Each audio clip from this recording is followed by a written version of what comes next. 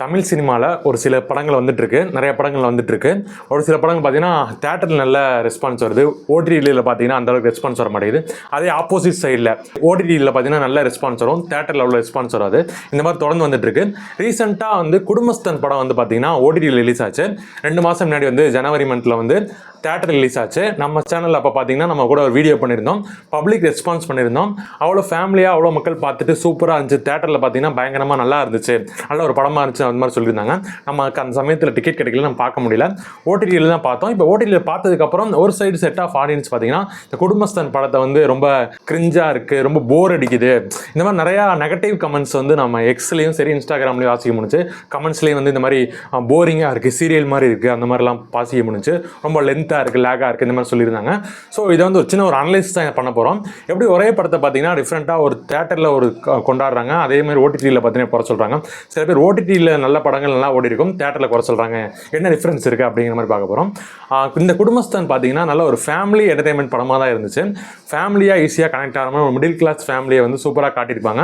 அந்த ஒரு கோயம்புத்தூர் ஸ்லாங்கில் மணிகண்டன் ஒரு நடிப்பை கேட்க வேணாம், ஒவ்வொரு படத்துக்கும் அவர் நடிப்பு பார்த்தீங்கன்னா மெருகேற்றிட்டே இருக்குது. அந்த ரீல்ஸ் நிறைய பேர் பார்த்துட்டு இருப்போம், அந்த 1 மினிட் அவர் தனக்குத்தானே பேசிக்கிற அந்த ரீல்ஸ் வந்து பயங்கரமாக போயிட்டு இருக்கு. அது மட்டும் இல்லாமல் படத்தை இந்த மாதிரி நிறையா சீனில் பார்த்தீங்கன்னா அவரோட ஸ்கோர் சூப்பராக பண்ணியிருப்பார். எமோஷனாக இருக்கட்டும், அவங்களோட குடும்ப சூழ்நிலை ஒரு மாட்டிக்கிட்டு முடிக்கிறதா இருக்கட்டும், காசு இல்லாமல் அந்த வருத்தத்தில் எப்படி நம்ம ஃபீல் பண்ணுவோமோ அதே மாதிரி அவர் வந்து அந்த ஸ்க்ரீனில் காமிச்சதாக இருக்கட்டும், நிறையா விஷயத்தில் நம்மளை கனெக்ட் பண்ணியிருந்தார். இன்னொரு சைடு பார்த்தீங்கன்னா சீரியல் மாதிரி இருக்குது அப்படிங்கிறது, சீரியல் மாதிரி இருந்தால் என்ன தப்பு அப்படிங்கிற கேள்வி வருது. ஏன்னா இப்போ எல்லா டிஃப்ரெண்ட் வெரைட்டியெல்லாம் படம் வந்து வரணும், அப்படின்னா தான் படம் நல்லது. வெரைட்டி ஆஃப் சினிமா வந்தால் தான் பார்க்குற ஆடியன்ஸுக்கு நிறைய சான்ஸ் கிடைக்கும். ஒரே மாதிரி ஃபிலிம்ஸ் வராமல் இப்போ லவ் படம் மாதிரி வரணும், ஆக்ஷன் ஒரு மாசாக கமர்ஷியலாக ஒரு பேன் இந்தியா ஃபிலிம் அப்படி வரணும்.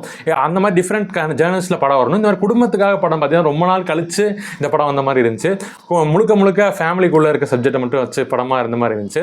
அவரே மணிகண்டன் சொல்லியிருப்பார், முன்னாடி எஸ்வி சேகர் அவங்களோட டேரக்ஷனில் சில படங்கள் வந்திருக்கும். அப்போ இந்த டயத்தில் இந்த படம் தான் வந்துச்சு. அதுவுமே ரொம்ப கனெக்டாக, ரொம்ப வந்து போரிங்காக சொல்லாமல் என்டர்டைன்மெண்ட்டாக தான் சொல்லியிருந்தாங்க. எல்லா விஷயத்தையும் அவங்க சொல்கிற மெசேஜும் சரி என்டர்டைன்மெண்ட்டாக தான் சொல்லியிருந்தாங்க. அதெல்லாம் இருந்துச்சு. கொஞ்சம் சீரியல் மாதிரி இருந்தால் சீரியல் மாதிரி ஒரு தப்பு இல்லை, நம்ம இப்போ வர சீரியல் நம்ம பார்க்கறது இல்லை. பட் ப்ரீவியஸாக ஒரு 10 இயர்ஸ் பிஃபோர் 12 இயர்ஸ் பிஃபோரில் பார்த்தீங்கன்னா அந்த சரவணன் மீனாட்சி, அப்புறம் சன் டிவியில் நிறையா சீரியல் வந்துட்டு இருந்துச்சு.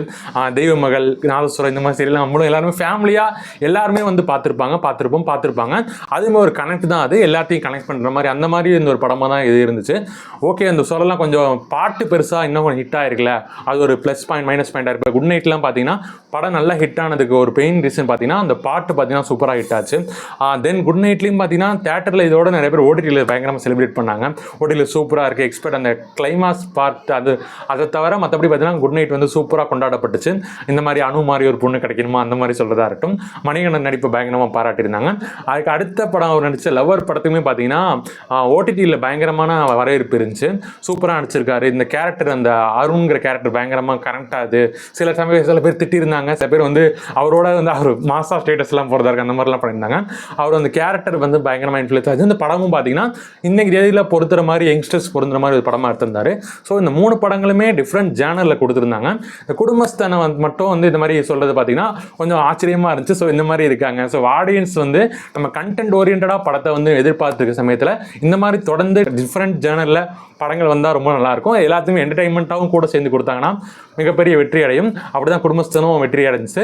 இந்த ஓடிடியில் சொன்னவங்களுக்கு நம்ம புரிஞ்சிருக்கும்னு நினைக்கிறேன். அனலைஸ் பண்ணி பார்த்து உங்களோட ஒப்பீனியனை மறக்காம கமெண்ட்டை சொல்லுங்கள். மைண்ட் செட், நம்ம எந்த மாதிரி மைண்ட் செட்டில் பார்க்குறோம், எத்தனை பேர் கூட உட்காந்து பார்க்குறோம், எப்படி உட்காந்து பார்க்குறோம் அப்படிங்கிறது ஒரு விஷயம் இருக்குது.